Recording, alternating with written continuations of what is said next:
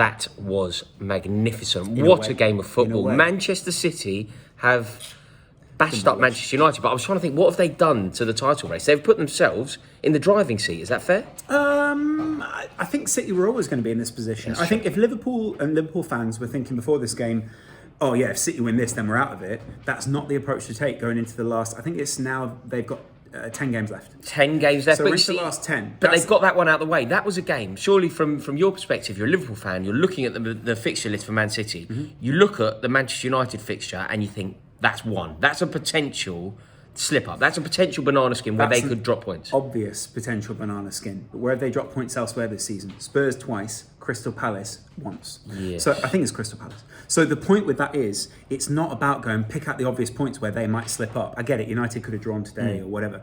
It's not about that. The point is, City were actually great today, and in the second half, they actually did what I expected City to do: controlled the game, took away what Manchester United could have done, demoralised them, did all the right things, and that's exactly what you want out of champions. And it wasn't even a contest in the second half. It really wasn't a contest, was it? I mean, the first half, particularly the first half of the first half, even when Manchester United were 1-0 down, I thought they were playing very well. I thought they were taking the game. I thought they could have scored more. They had some half chances. They were in behind a few times.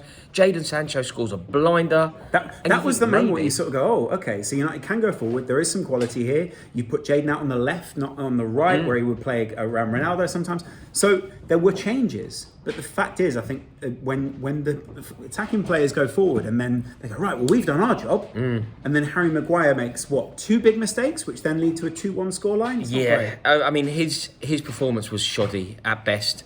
But then for Manchester United for the second half, I don't know what Guardiola said at half-time, but Ralph Rangnick didn't say enough because it was one-way traffic. Yeah. Man City was so good. Riyad Mahrez scored a sublime goal. I loved it. It was a half volley. He's travelled it in, and he just gently caressed it, eased it into the far corner. A sensational goal. Harry Maguire might have actually helped that one on as well, just beyond the goalkeeper's hands. But I think from certain angles, you sort of see it take a slight. Do you know the Harry Maguire thing, though? Do you think the Harry Maguire situation is reparable? Can Harry Maguire go on to have the Manchester United career that he was supposed to have when he signed for 80 million quid? Or is that not now happening? In my mind, I look at what happened when Liverpool went through their change, when Chelsea went through their change. One of the positions you automatically look to upgrade is centre-back. So if you see Harry Maguire as the upgradable guy, you go, coach him to a certain level, we find a new centre-back, and we usher him out and go, thanks for the memories. So you think that he will...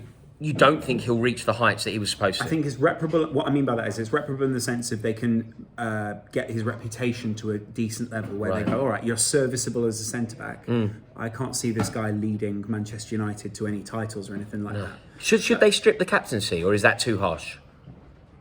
I think stripping is too much. Shifting might be a different word that you could go, we'll shift the captaincy. Shifting. Stripping is quite symbolic. It's aggressive. Whereas the other one is, Harry, I was wondering, do you think it makes sense? Maybe you're injured this week. Maybe you want to give the captaincy to someone. Oh, Harry, maybe you're injured and Varane will play the next game. Exactly. Maybe there's a couple of games where someone else wears the armband. Because, do you know when they've been smashed up this year, Manchester United? They've been smashed up here, they were smashed up at Leicester. Rafael Varane has never been available. No. So if Varane is fit, he plays. Should he be the captain?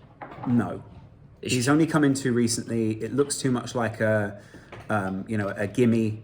I think there are other players in the team. You'd almost want to go, look, McTominay has consistently been in this side. I know he's not a captain figure within this team right now. He might be ahead of him. Pogba, maybe if he gets a new contract, should be put ahead of him. You can't look at Aaron Wan-Bissaka. De Gea, put the armband on someone Bruno like De Gea. Fernandes potentially. Bruno Fernandes potentially, but he also doesn't look like the kind of guy who blossoms under the captaincy. So there's a lot. Could Cristiano Ronaldo be captain? I think it's bad and not a great symbol for the club if a guy who comes back and is seen as an addition is then, and especially someone who might be seen as divisive in the dressing room, is then seen as a captain. Yes, I think that I can see how that would be an issue.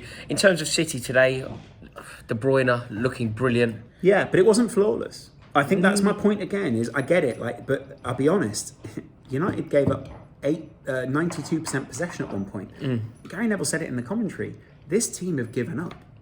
And if they'd, and I get it, they were 3-1 down, 4-1 down. That's a terrible indictment of this performance. Awful indictment. If he genuinely believes that, well, I mean, Ralph Rangnick has got a real problem, because if you're giving up in a Manchester derby away from home, that's a never say die attitude, isn't it? When you're in a derby like that, it's a cauldron. You have no option but to go hell for leather for the 90 minutes. Yeah. If Neville, who would know, if he genuinely believes that the club and the players out on the pitch have given up, Where do you go from here?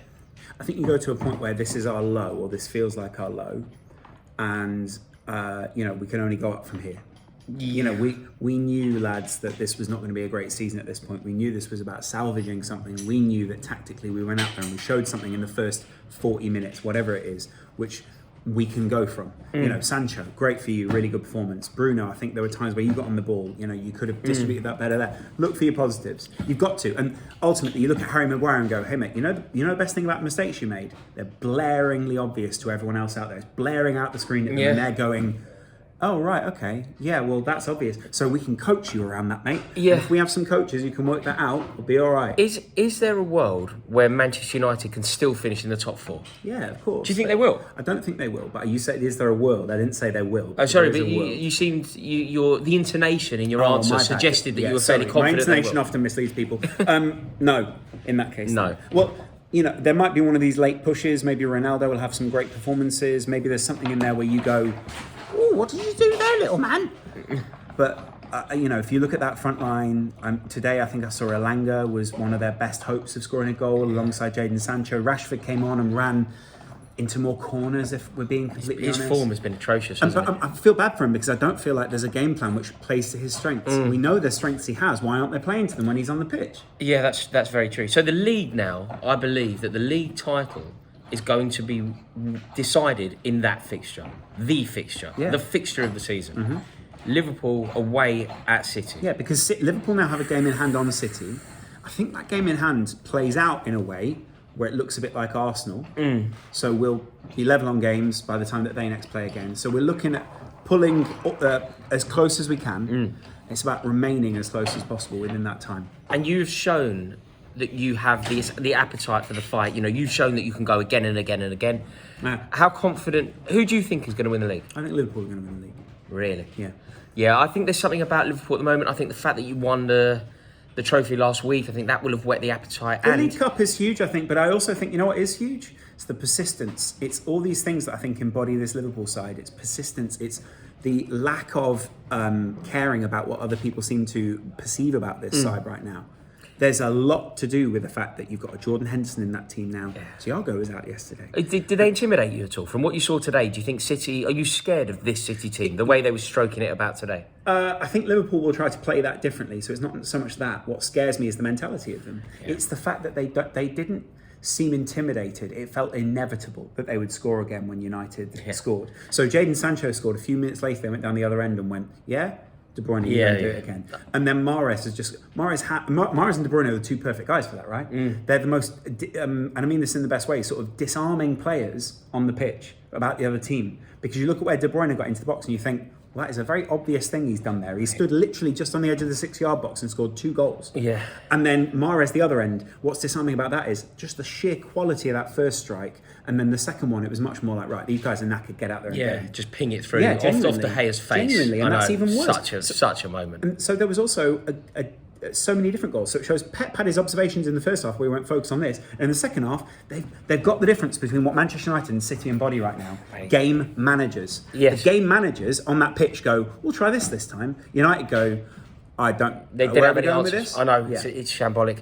Terrible day at the office for Manchester United. They were really given an education by Man City. City sensational. The league title is going to be a delicate run-in. And I am loving it. Yeah, it's flammable. It's amazing.